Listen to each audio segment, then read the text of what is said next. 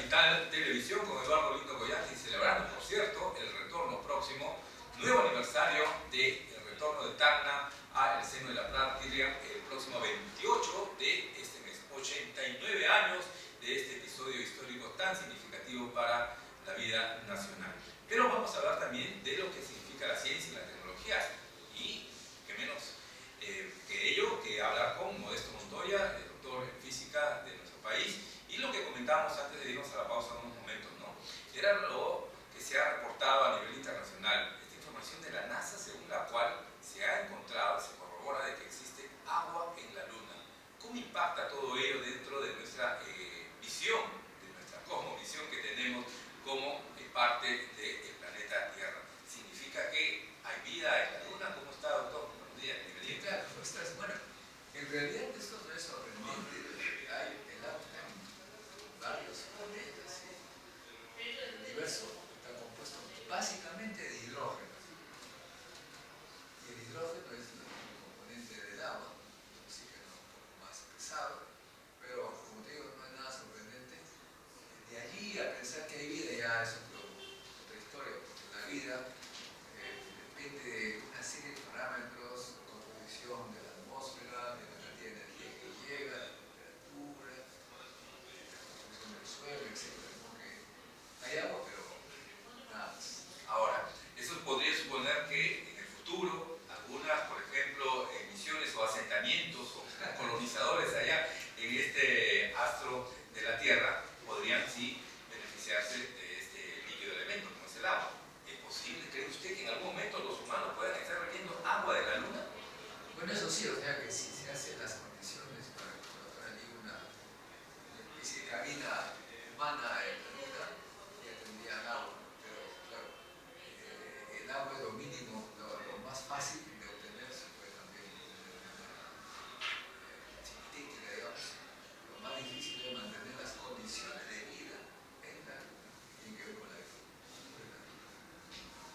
crecimiento de plantas en un ambiente propicio, llevar las cosas de acá para crear una semilla en una pequeña región cubierta y poder iniciar una vida. Reproducir toda la situación climática y de vida de la Tierra. No se puede. No se puede todavía. Pequeñas cabinas. Algo muy limitado, ¿no? Así como eso quedará ya para la película de ciencia ficción todavía. No lo veremos. Claro, o sea, si hay películas de ciencia ficción que señalan que se llega a Marte y en Marte pues hay una pequeña cúpula cubierta y hay una Impresionante, ¿no? Esa película Marte, ¿no? Donde incluso pudo haber sentado Papa. Claro, sí, pero justamente eso te señala porque en cualquier parte tú podrías hacer algo similar, siempre y cuando no sea tan extrema la gravedad, otras condiciones que nos podrían aplastar, digamos. Muy bien, el doctor Modesto Montoya, un representante de la física peruana y mundial, está aquí con nosotros y él se va a quedar con ustedes porque va a hablar de temas mucho más terrenos y que involucran a lo que es el país, ¿no? El país es un país que está dentro de un cordón de fuego, un cordón sísmico, y que realmente siempre es bueno tener en cuenta esta situación. Él va a profundizar en esta materia, tiene un invitado aquí con el cual ustedes van a seguramente a seguir compartiendo toda nuestra señal aquí en Onda Digital Televisión sobre este tema tan importante. ¿Qué hacemos? ¿Cómo prevenimos? ¿Y cómo sería nuestra actitud frente a una situación que en cualquier momento puede presentarse como es un estado sísmico? Regresamos con el doctor Modesto Montoya. Vamos ahora a una pausa aquí en Onda Digital Televisión.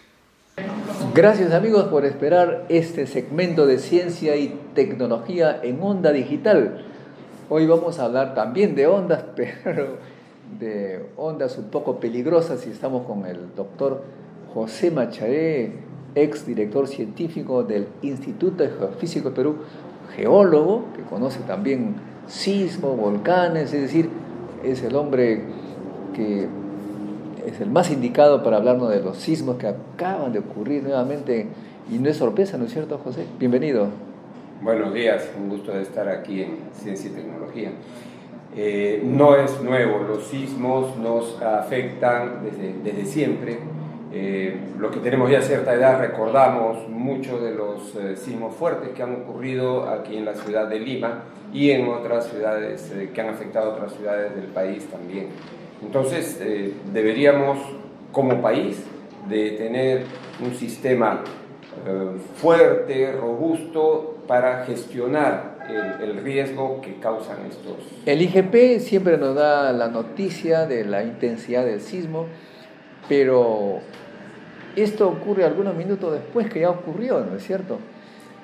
Sí, el Instituto Geofísico es la entidad que nos informa en dónde ha ocurrido un sismo, dónde ha sido el epicentro, cuál ha sido la profundidad y su magnitud. Y esto con el objetivo de ir a dar asistencia y hacer las evaluaciones necesarias para ayudar en caso que haya habido daño.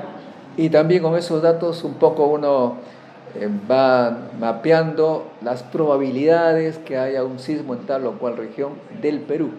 Así es, eso ya no es la parte de monitoreo, sino es la parte de comprensión del fenómeno sísmico y los científicos trabajan muy asiduamente para comprender esto mejor y luego zonificar cuáles son las regiones del Perú donde ocurren los sismos más fuertes, con qué características y cuáles pueden ser los más destructivos para informar al sistema. Y siempre se nos dice del silencio sísmico que da miedo porque allí donde hay mucho silencio puede haber un gran ruido. Así es, se llama silencio sísmico a una ausencia de sismos fuertes donde deben ocurrir y que empieza a durar mucho tiempo. Y ahí se está acumulando energía. Así es, eso implica siempre una acumulación de energía porque los sistemas en la Tierra que ocasionan los sismos deben de ir liberándose siempre, ¿no? Permanentemente. Se dice que hay un empuje de la placa de Nazca contra Brasil, digamos, Perú contra Brasil, y de repente vence y ahí hay un terremoto, pero cuando tarda mucho quiere decir que la presión aumenta y eso se vuelve un riesgo grande, ¿no? Y la energía está acumulándose y en el momento que se libera pues va a ser mucho más fuerte y va a acumular la energía de muchos años. Aquí en Lima hace 260 años que tuvimos un mega sismo que está muy documentado en la historia, nadie lo ha inventado y que debe repetirse uno de características similares. Esperemos que las sirenas no estén anunciando nada. Ahora bien, pero también hay investigaciones de previsión, prevención o como le llaman, anuncio de sismos. Estas investigaciones todavía están en pañales, pero entendemos que en Japón ya existe todo un sistema que permite, digamos, ahorrar vidas en caso de sismo, ¿no? En ciertos países se ha implementado ya un sistema de lo que se llama de alerta temprana, que es detectar las primeras ondas, la onda primaria del sismo, en estaciones muy cercanas y con un sistema que actúa muy rápido, lograr dar alertas a la población con unos segundos de anticipación. O sea, hay un sismo en un sitio, cercanamente se coloca un sismógrafo que nos dice ya llegó la P, la onda P, luego viene la otra y se envía el mensaje a las ciudades más alejadas, estas toman las previsiones y llega pues finalmente la onda S, que es la más brava, ¿no? Así es. Esto de aquí ha sido probado en Japón, ha sido probado también en el sismo que hubo el año pasado en México y digamos dio buenos resultados. La ventaja para México es que su zona de sismos está relativamente lejana a la Ciudad de México, a la principal acumulación. Entonces hay un tiempo mientras se puede dar la alerta. Aquí en Lima, en realidad, se están haciendo esfuerzos, el Instituto Geofísico viene anunciándolo, sin embargo hay todavía dudas sobre que este sistema pueda ser aplicable, porque estamos muy cerca, la ciudad está muy cerca de la zona donde ocurre el sismo. Entonces, el anuncio del sismo va a ser el propio sismo. También hay otros esfuerzos en la Universidad Católica con Jorge Heró, que usa la propiedad piezoeléctrica, cuando hay mucha presión en las rocas pues hay una emisión de ondas electromagnéticas. ¿Cómo?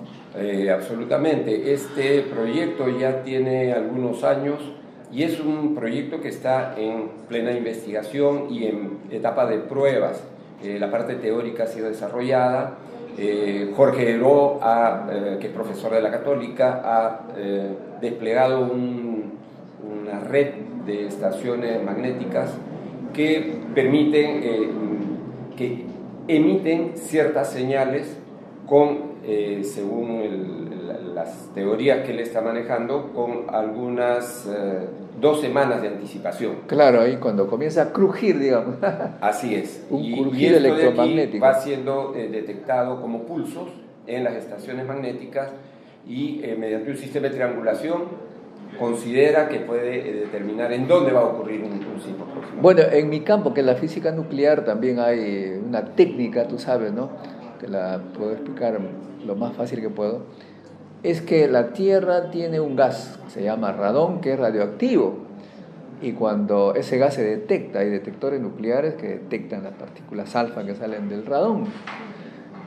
Bueno, antes del sismo, igual, cuando comienza a crujir, el gas radón obviamente es expulsado y el detector anuncia va a pasar algo y pues eso nos puede servir.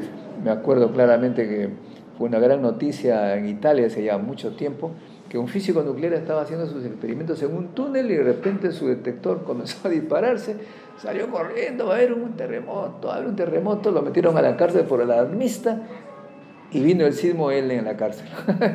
El terremoto, y eso mostró que también podría ser una técnica para predecir el sismo, ¿no?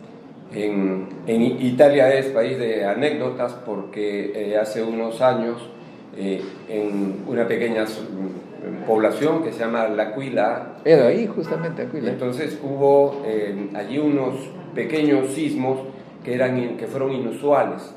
Y la población empezó a preguntar al sistema de gestión de riesgos, de desastres, qué cosas debían hacer.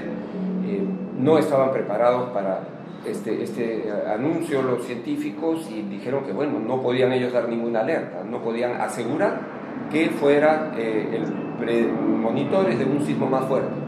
Entonces la población lo tomó eso como que entonces no va a pasar nada, se calmaron y ocurrió un sismo de los que en Italia más de un centenar de muertos, fue una cosa grave.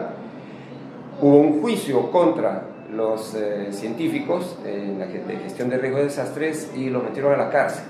Creo que recientemente se ha venido resolviendo esto, pero es complicado el tema de... Ocurrió también en Yungay, pero otro tema, ¿no? Estos parece que eran científicos turistas norteamericanos que anunciaban que se venía el Huayco, el famoso Huayco, igual los metieron a la cárcel por alarmistas y fue el gran problema, ¿no? En fin, pero tenemos otra cosa que también es permanente, se refiere a las heladas. Eso igual, periódicamente tenemos noticias de gente que muere por las heladas y eso también es una cosa recurrente en el Perú.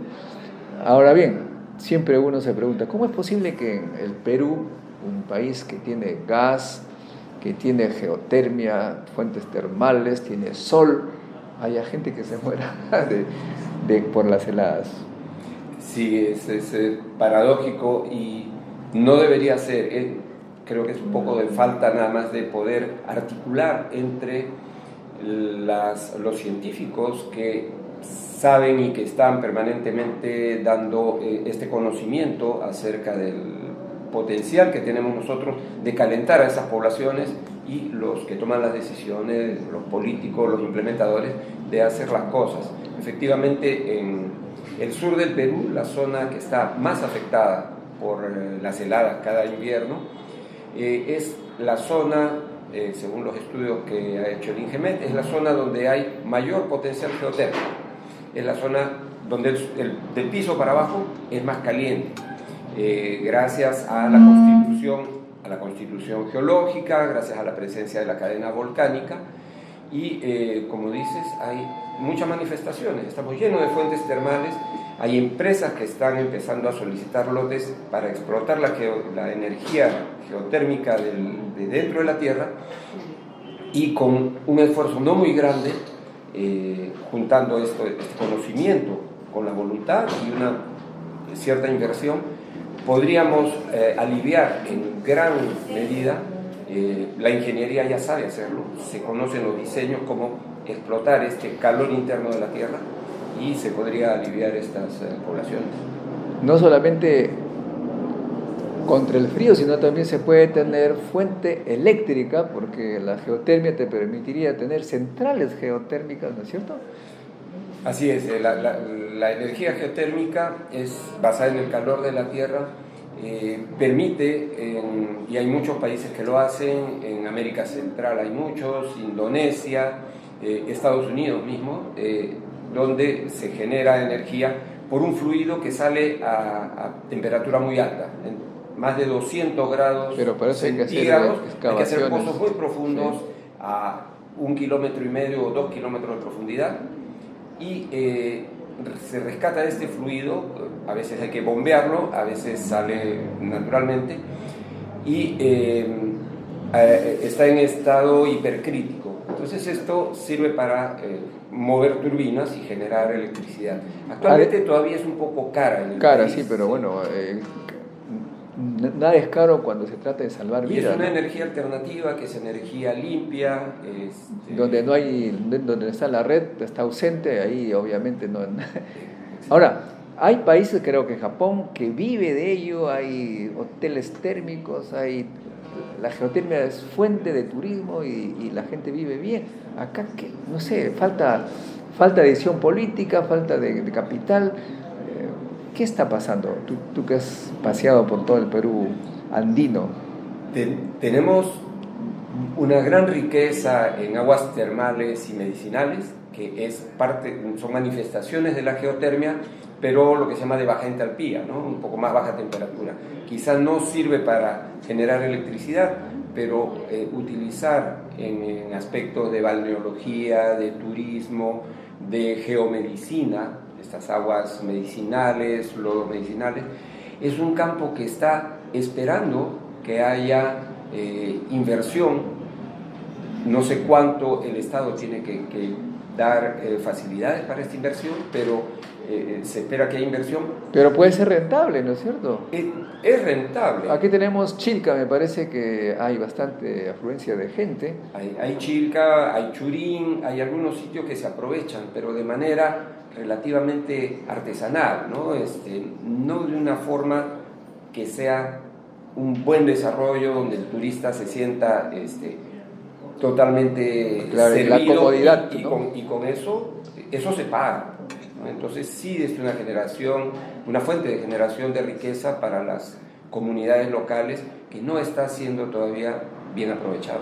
Tú eres geólogo y como geólogo te has paseado por los Andes del Perú, ¿no es cierto? Y lo que hemos nosotros observado, como lo contábamos en el simposio que hemos organizado recientemente en el CEPRESIT, el Centro de Preparación para Ciencia y Tecnología, la gente de los Andes sufre también de desconocimiento de las reglas básicas de salud, y has visto seguramente que en esos pueblos la gente vive con los cuyes, duerme con los cuyes, y esto es fuente de contaminación, tiene su fogón donde comen y esto va a la neumonía, etc.